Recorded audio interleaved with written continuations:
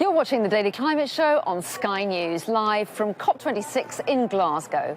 Today, big moves on the most polluting fossil fuel as countries set out how they plan to end coal power after 250 years. But not in China, which burns more of the fossil fuel than the rest of the world combined. We report on the zombie coal power stations being fired up once again. In Russia, there's little talk of the climate crisis or COP26 for those whose livelihoods depend on the oil and gas still at the heart of Russia's economy. And powering the green revolution, we meet the apprentice wind turbine technician helping inspire others to make a difference.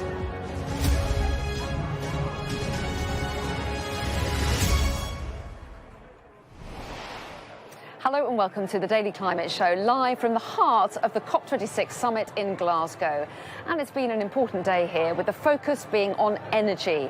More than 40 countries signed up to a statement committing to phase out coal power in the next 2 decades. And 20 nations agreed to cut off public financing for fossil fuel projects abroad by the end of next year, diverting cash into clean energy instead.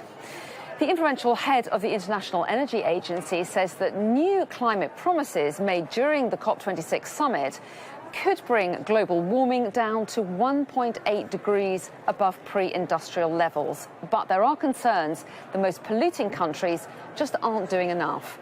Our climate change correspondent, Hannah Thomas-Peter, has more, and a warning her report contains some flash photography. Today at COP26, it's all about energy. The end of coal is in sight. A slew of pledges to transition away from coal in particular, as well as oil and gas. The headlines are good, but there are notable absences from the big polluters. Russia's name does not appear on any of those agreements. Why not?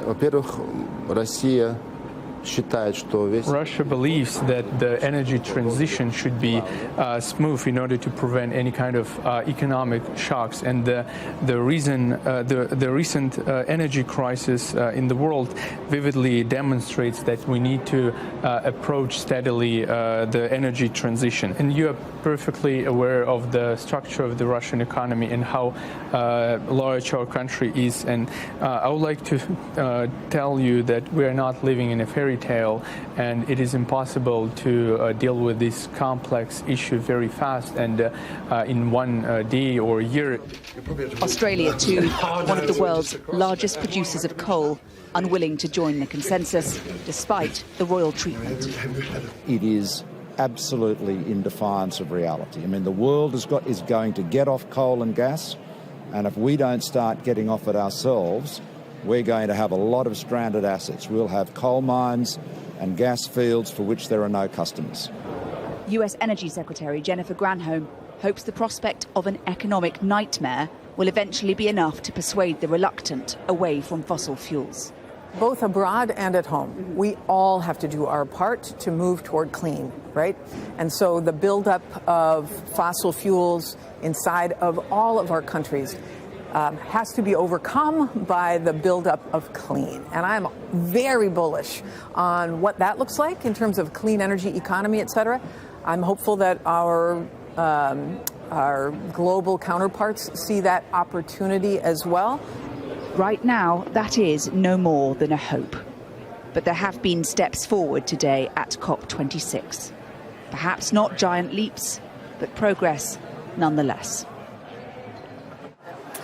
Well, Hannah is here with me now. So, Hannah, 2 new agreements on coal today after a sprinkling of announcements during the week. So far, is COP26 proving to be a success? Well, one of the other things that caught people's eye today, Anna, is that a commitment from America to join a group of countries that are promising to stop investing in fossil fuel projects overseas. Now, America is a really big spender, one of the largest financiers of overseas fossil fuel projects in the world, and so that's really significant, although there has been a little bit of criticism that that group didn't include any of the Asian countries, so no China, no South Korea, no Japan. That's a problem.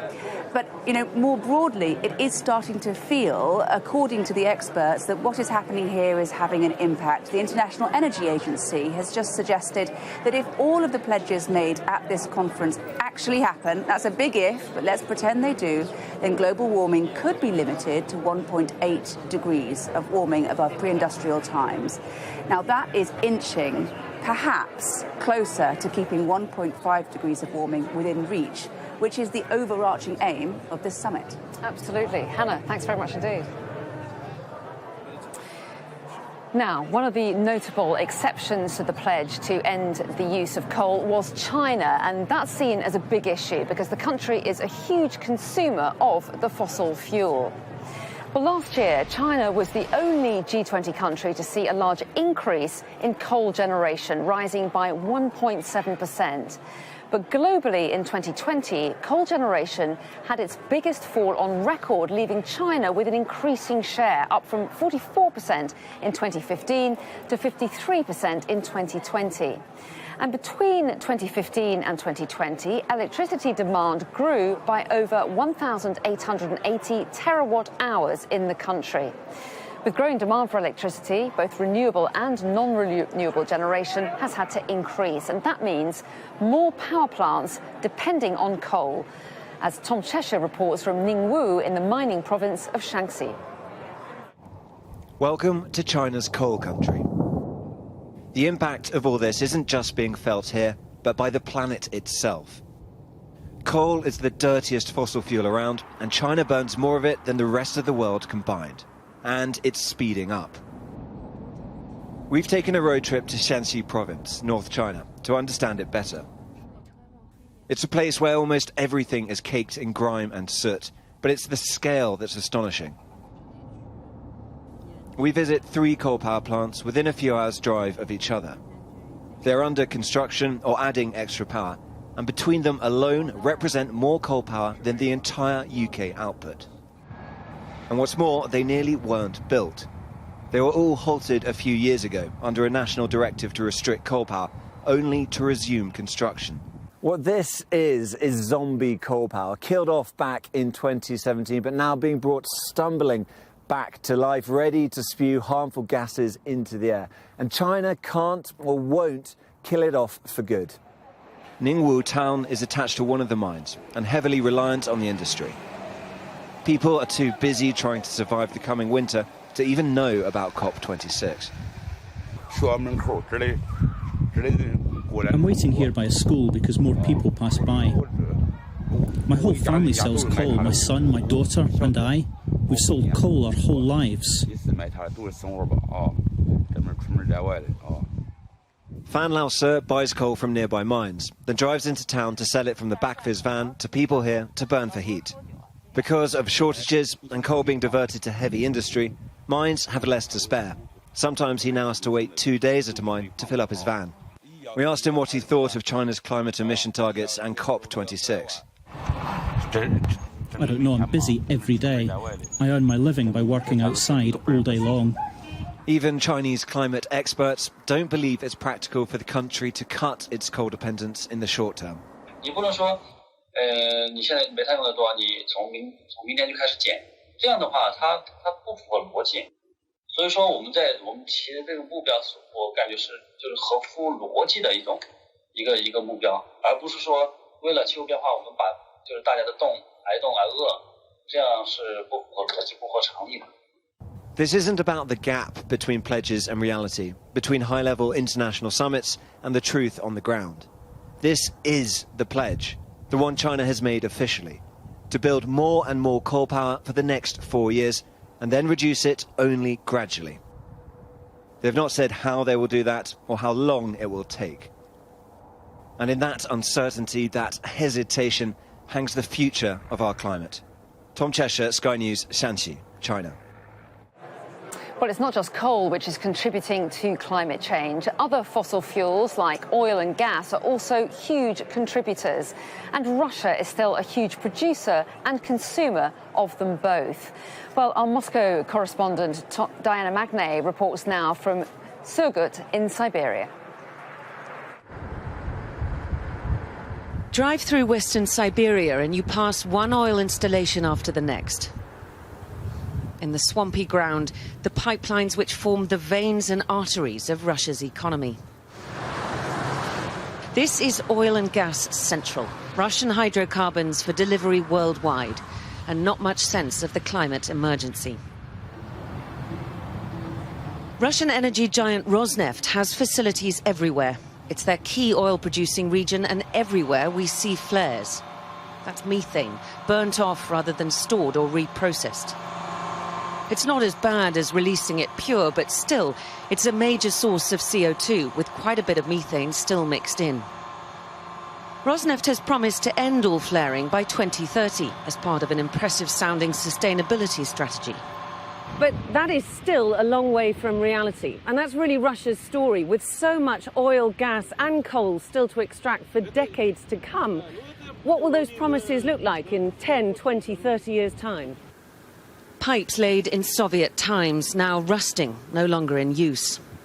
The evidence of past oil spills still plain to see across scarred earth and dead trees.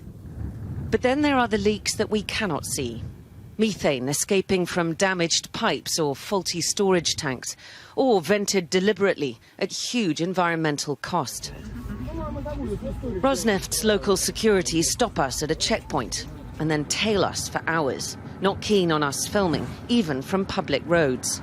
Why are you following us all the time? Почему? Мы не следим, мы находимся на маршруте патрулирования. Это наш маршрут, маршрут патрулирования. Russia is the #1 flaring culprit by far, and you can see that from the satellite data. This tool from flare analytics firm Capterio can track any flare anywhere and measure its emissions. Yeah, so flaring, venting and leaking put together for Russia is probably of the order of 1.4 billion CO2 equivalent tonnes. So that's equivalent to probably about 50 million US passenger vehicles being taken off the road by solving this problem. Petrochemical companies like Sibur provide one solution, taking these gases and processing them, turning them into polymers, which are the feedstock for plastics. Опять же, новые требования, как говорится, сегодняшних дней заставляют нас думать о будущем нашей экологии, нашего мира, поэтому вот именно Сибур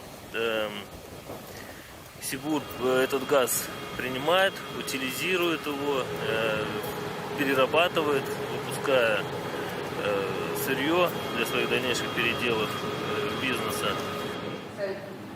Sibur is a green pioneer setting out ambitious climate targets and investing heavily in low-carbon technologies. But if Russia is to hit net zero by 2060, the rest of the country needs to catch up. In the oil capital, Surgut, we meet some young recruits for the local oil firm on a team-building exercise, pretending to be oil pumps. And they aren't too worried about our warming planet. Привыкли к холоду и любым климатическим условиям, поэтому для нас это нормально. Can you imagine a Russia without oil and gas? Без этого, мне кажется, вообще никак. Без нефти и газа никак. But the methane leaks from Russia's oil and gas industry are just a fraction of what we burn using the energy that it produces. And if global demand stays strong, the sun setting on Russian hydrocarbons looks like it's a long, long way off. Diana Magne, Sky News, Surgut, Siberia. Well, let's take a look now at some of the day's other climate news from COP26 and from around the world. And scientists have warned that global carbon pollution is expected to return to almost pre-pandemic levels this year. Emissions from fossil fuels fell 5.4% in 2020 from a record high the previous year. But research from the annual global carbon budget shows they're expected to rise by 4.9% in 2021 to around 0.8% below 2019 levels. The number of homes listed for sale with an electric car charging point nearby has increased 541% over the past year. Property website Rightmove also said a third of homes added to the website since September mention electric car charging facilities. Protesters dressed as Pokemon character Pikachu have gathered in Glasgow to demand Japan stops funding overseas coal projects and commits to phasing out domestic coal use by 2030. Despite its net zero by 2050 pledge, Japan hasn't revealed any plans to end coal use in its power mix. And the protest group Insulate Britain were in Westminster today, where they blocked 2 roads around Parliament Square. Some demonstrators sat in the road with banners, while others glued themselves to the ground. The House of Commons Speaker, Sir Lindsay Doyle, accused the group of interfering with democracy after the hold-ups prevented an MP from asking a minister a question. Now, while a lot of the focus here at COP is on countries and their commitments, those making a difference on a smaller scale are also being celebrated. One Step Greener ambassadors have been working with summit organisers to inspire others to make changes to help the planet. Well, one of those is Jasmine Allen, an apprentice wind turbine technician.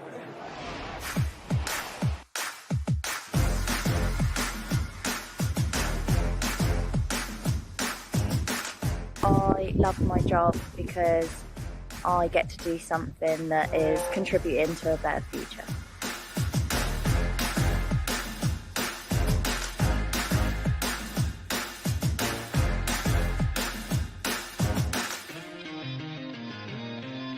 I think that everything I have the opportunity to learn is exciting, as the technology is constantly changing, so everything is always new and you face different challenges every day.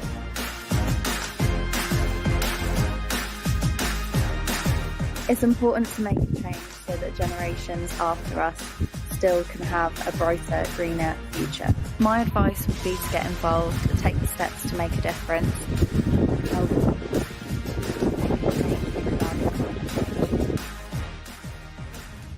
Well, joining me now to discuss the climate issues of the day are Acting Director at the Energy and Climate Intelligence Unit, Seppi Golzari-Munro, and Professor of Energy Policy at University College London, Jim Watson. So, just the man for this question. Obviously, the focus was energy today, but the main announcements were focusing on coal, one of the 4 priorities that Boris Johnson has set out coming into this summit. So, how big a deal were those announcements? It is a big deal. I mean, it's partly because we've got more countries on board, as well as actually regions within countries. So I watched some of the plenary speeches on this, and it was really striking to get not only national governments on the stage, but companies, and then representatives of areas such as like Silesia in Poland, which is very dependent on coal mining. And so it's significant to get more of them in, with plans to get away from coal, with plans to stop financing coal in other countries. And some quite surprising additions like Vietnam, like Chile, middle-income countries who've really struggled to get past coal for quite a long time, and you feel that that's starting to tip. With all these announcements, you're going to have to see, is it going to be implemented? The devil's in the detail, etc. But I think it's very hopeful. And also emissions, notable emissions as well, aren't there? I mean, on the deal to ditch coal, you didn't get some of the biggest coal producers. You didn't get Australia or China. You didn't get the US or India. I mean, does it mean much when you haven't got those countries on board? It still means something, but the absence of those countries is really important as well. And we really want China to come on board, for example, India and the US. That is really important. And it's a problem that they're not there. I was really struck by something the UK Energy Minister said, that actually to get away from coal, we need to start closing 2 large coal-fired power stations a week. Now, interestingly, for years we've been saying China's been opening 2 large coal-fired power stations a week. And it kind of reminded me about their absence and the fact that they really need to join this movement in the next 5 years or so to really make it meaningful. And Seppi, it was interesting, wasn't it? Because there were a lot of new countries to join this pledge. I think more than 20 new countries. And Jim has mentioned some of them, Indonesia, Vietnam, and also Poland as well. And I was watching some of those sessions as well, and one of the representatives from Indonesia saying, yep, we're on track, we really want to do this, but we need money, we need help. And that's a big issue, isn't it? It's knowing that that money will be forthcoming so that they can make this transition. That's right. And I think a model to look at here is actually the deal that was done for South Africa, which is going to be providing $8.5 trillion of finance over 4 years to help the South Africans move away from coal, but to move away from coal in a way that actually provides security and a just transition for the workers in that country. Well, that's right, because that's one of the real concerns, isn't it, Seppi? That this this is obviously the ambition is to save the planet, to keep global warming down, but there are individuals involved here who work in these fossil fuel sectors who must be quite worried when they hear announcements like this. Exactly, and I think that's why it's so important to work with countries and to make sure that countries themselves that are planning to do this have got a means of engaging the people whose lives this transition is going to affect, because frankly, you need to make sure that people have that security in moving towards a decarbonised world. Do you think that South Africa deal, Jim, is a model that we might see rolled out in other parts of the world, where money is directly given in climate aid to a particular purpose, i.e.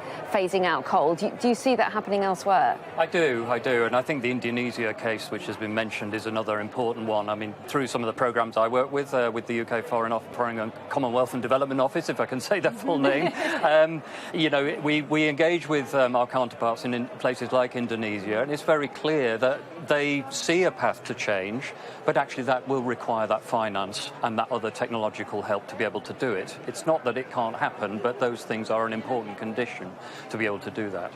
And so we've got these announcements. We've had announcements through the week. We've had a pledge to reduce methane emissions, SEPI. We've had a pledge to protect forests as well. I mean, what's your impression? Do you get the feeling that things are heading in the right direction? Does COP start feeling like a success to you?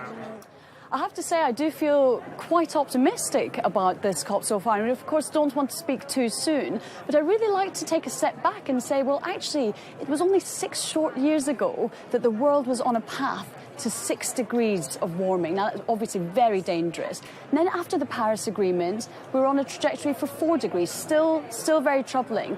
And in that time, in 6 short years, just before we started this conference, we were on a 2.7 degree trajectory. Now, 5 days into the conference, with the pledges that have been made by countries and these deals that have been done outside of the formal negotiations, we're potentially looking at having closed the gap to 1.8, 1.9 degrees. Now, that's critical. That shows that actually these conferences, they do work. They need the public pressure from the outside, but they do work. Year on year, they build on it and they turn the political temperature up to keep global warming down. And that 1.8 figure is what's been put forward by the IEA, the director of the IEA, Fatih Birol, today, the International Energy Agency. I mean, very respected organisation, Jim. So, but then again, presumably there are a load of caveats. This is if the pledges are met. If it's one thing pledging something, but some of these pledges don't have detailed plans behind them. I mean, are you confident that the pledges that have been made can be delivered? I think partially confident. You're absolutely right. I mean, Fatih Birol kept his team up all night, I think, doing that. We've got some former colleagues of mine work there, and they said they were working very hard to kind of just get a sense of it and to come to that 1.8 degree result. But there are huge caveats about deliverability and measurement, whether you're talking the methane deal and being able to deliver that. That requires you, for example, to monitor everything from agriculture emissions from Brazil to long-distance pipelines for gas from Russia into Europe, and those are notoriously leaky and difficult to manage. So there's lots of questions underneath, but I do share the optimism that actually, we are starting to see these big cross-cutting deals in big chunks of the areas of emissions. And if they're delivered, we are getting much closer to where we need to be. And what I would add to that is actually what these conferences need to continue to do. It doesn't mean that, job done, we're on a good trajectory, let's go home. Actually, year on year, the task now is to make sure countries come back to the table, that they are actually delivering on their promises. So that needs to be monitored year on year. This is a purpose for the climate conferences going forward, and the public pressure for that is there and will continue to be there. But actually also making sure that the private sector deals and the broader multilateral deals that have been made alongside the formal negotiations are also being delivered. So that is a job for year on year to come back and make sure that we're delivering on these promises. Do you think that'll be agreed? Because we've got Greta Thunberg once again a little bit sceptical about all this. She's tweeted talking about greenwashing when it comes to these announcements. I mean, people have heard promises before, haven't they? I mean, and you need to take people with you, don't you? Yes, you do. And my sort of natural innate optimism about all of this is tempered a little. I mean, it's a long time since I've been to a COP, over a decade, but this does feel different, partly because the solutions are there and demonstrated. The costs of renewable energy have tumbled. You're starting to see cheaper electricity storage. You're seeing countries move in ways that they didn't 10 years ago. But she is absolutely right. You need to hold feet to the fire, and that's through the public pressure you mentioned. And if that isn't there, and you don't come back year after year to make sure it's done, then, you know, we will go home and then wonder what's happened the next time we all get together. We must leave it there. Jim Watson, Seppi Gozari-Monroe, thanks both very much indeed. Don't forget, you can listen to a new Climate Cast, a podcast every day from COP26, wherever you normally get your podcast from. And you may well already be watching this on our pop-up channel, but if you're not, you can find uninterrupted coverage from COP26 between 9 a.m. and 7 p.m. on the channel 525 all week. Thanks for watching. See you tomorrow.